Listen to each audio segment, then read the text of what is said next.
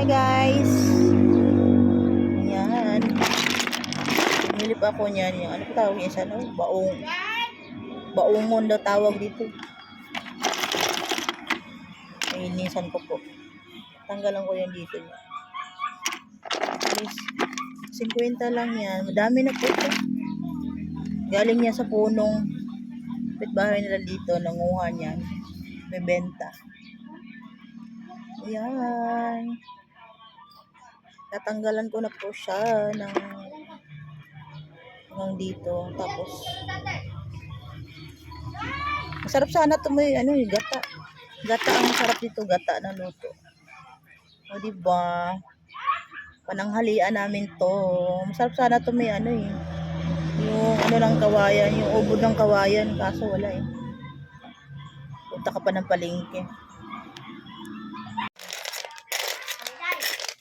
Oh, diba? Yummy!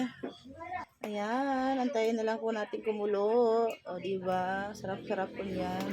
Tagal ko nang hindi po nakakain yan. Ayan, kumukulo na po. Dito sa probinsya, hindi uso ang gasol. Sa kahoy po ang ano dito. Kahoy po ang ginagamit dito.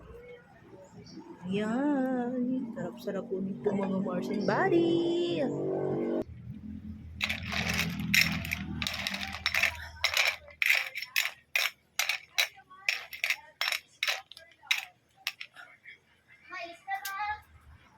Para masustansya po, nilagyan ko pa ng konting ano, malunggay.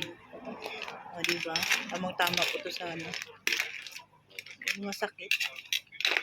Luto tayo ng masustansyang lutuin. Baungon ang tawag dito. Ayan. Konting ano na lang yan. Luto na po yan mga Mars and Buddy. Sarap.